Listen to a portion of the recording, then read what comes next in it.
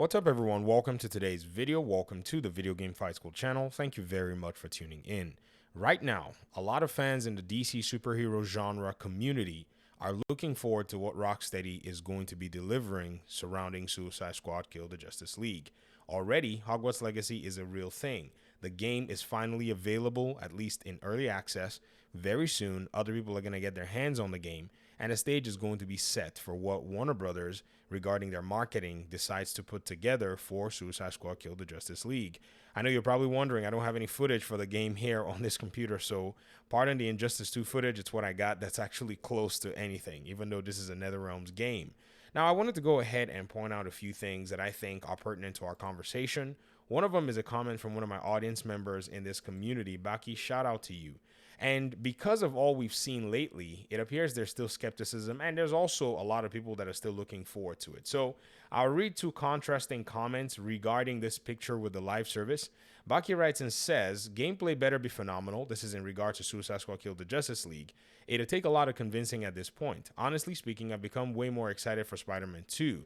I love Rocksteady, but I'm looking forward to, but I don't know if I'm looking forward to it anymore because of these battle passes and live elements really soured it off. Now, many people may not realize, but this is one of the audience members that pointed me to some real in-depth interviews. And so this person has a lot more knowledge and a lot more love for Rocksteady than I do. So I'm sure many people might disagree, but just know that that's something that I can vouch for myself. Now, Tori says, I'm still buying it. Don't care about the picture. This is Rocksteady. So this is usually what you'll see across the community. There's also another sentiment that I wanted to point out.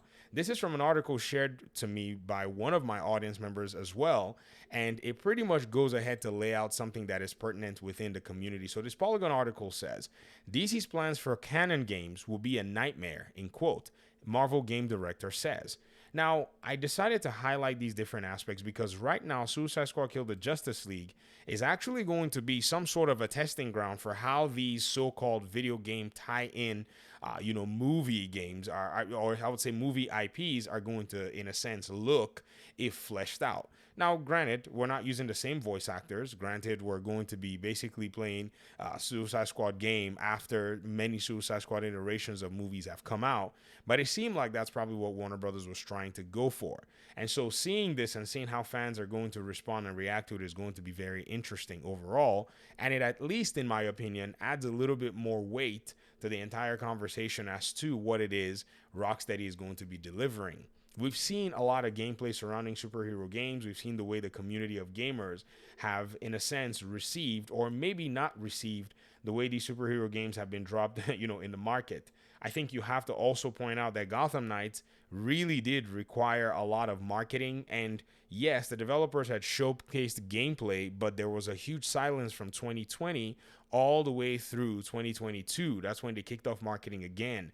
And in that time frame, there was not necessarily much that was actually being done to make the community aware. It was here on YouTube that most of us were talking about these different things.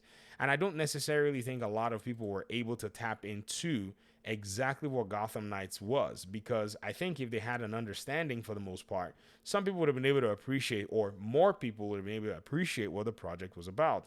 Instead, the project came out and it was compared heavily to Arkham, when in reality there's space for all kinds of different DC titles depending on who is able to go ahead and make it. I mean, you guys just literally saw, footage of Injustice 2, which is also another DC game, a Batman game for that matter, but it's not necessarily something that you would say there is no room for it, because a lot of people did not like the RPGs nature of Gotham Knights.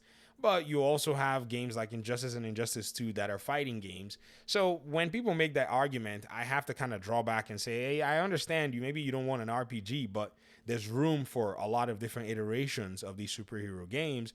And right now, the more interesting one to look at is the one that is Suicide Squad Kill the Justice League, because it's a shooter. So I wanted to go ahead and set a little pushpin here in this conversation, pointing out these different things and also leaning on the fact that Hogwarts Legacy is out, because this was something that we were kind of hypothesizing would be the only hindrance to seeing any more of the Suicide Squad game in regard to gameplay. So now that the stage is set, all it is a matter of time. We've also seen gameplay for other video games that will be coming out before Rocksteady. Suicide Squad, Jedi Fallen Order gave us some gameplay today, so I see no reason why there's any delay or any holdup. We'll see what happens, and I'd love to hear your thoughts in the comment section. Thank you so much for your time and audience. Hopefully we'll talk pretty soon in another one. Peace out.